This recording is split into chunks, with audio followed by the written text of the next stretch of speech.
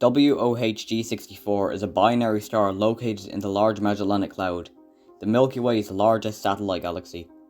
It is most well known for containing what is probably the largest known star with a well-defined radius. However, a lot of people only know this much about the system, even though it has several other interesting characteristics, which we will be going over in this video. But first, let's go over the system's history. WOH G64 was discovered by Bengt Westerlund, Nils Olander, and B. Hedin in the 1970s. It was added to the WOH catalogue, which was supposed to be for stars in the Large Magellanic Cloud, but many of the objects turned out to be foreground objects, such as WOH G17 and WOH S170, which some people also thought were extremely large. It was later directly observed in 1986, where it was found to be an OHIR star, a type of star that is unusually bright at near-infrared wavelengths and has a high OH maser emission. The same year, it was found to be a highly luminous supergiant. In 2020, WOH G64 was observed using the Very Large Telescope Interferometer, which is operated by the European Southern Observatory and located in the Atacama Desert in Chile. This marked the first time a star outside the Milky Way had been imaged in detail. In 2024, a Greek-led team of researchers claimed that the star had evolved into a yellow hypergiant. We'll get back into this later on, but just so you know, it didn't actually evolve into a yellow hypergiant, it is still a very large red supergiant. Anyways, let's get into the system's circumstellar environment. WOH G64a is surrounded by an elliptical dust cocoon of sorts, which likely formed from interactions with WOH G64b. The entire system is also surrounded by a torus-shaped cloud. With that out of the way, let's get into the stars themselves.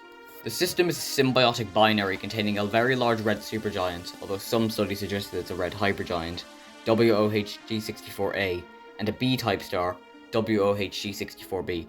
Let's start with WOH G64a, as it's the one we know the most about.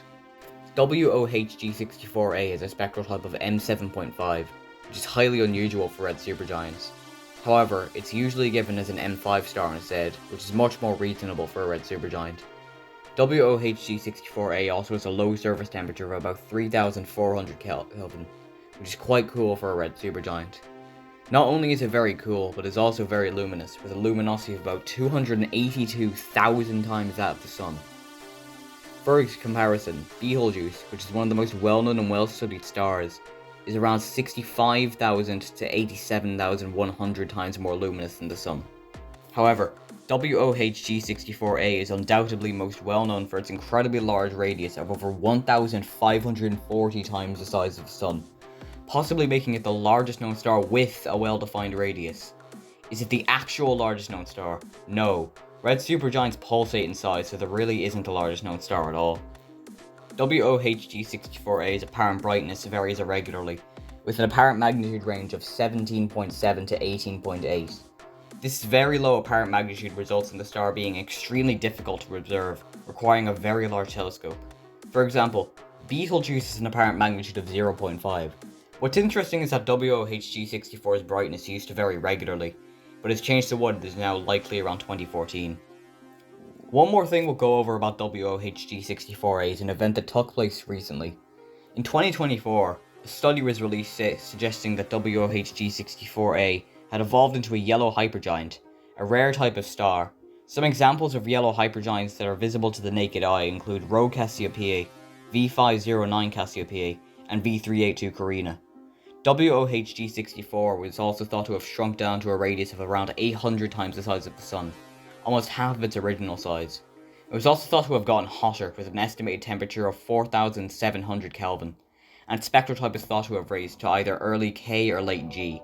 This was challenged by a 2026 study that showed that WOH G64a still showed the characteristics of a regular red supergiant, so it probably didn't evolve into a yellow hypergiant after all. With WOH G64a out of the way, let's go over WOH G64b. Unfortunately, not much is known about WOH G64b, but we do know that it is a BE star and has an orbital period of no less than a century. WOH G64a is also losing material to WOH G64b, which signifies that WOH G64 is a symbiotic binary system, where a large star loses matter to a much smaller one via either the large star's stellar wind or due to Roche lobe overflow. And that's about all we know about WOH G64b. Hopefully more research is done on it in the future. Let's end the video off with the system's future. The future of WOH G64 isn't certain. However, WOH G64A will likely end its life in a supernova, but there is a chance it collapses directly into a black hole or emerges with its companion due to continued binary interaction instead. Overall, WOH G64 is a very interesting star system and isn't just a big star and nothing else. Hopefully this video sheds some light on the other characteristics of the system and the companion star.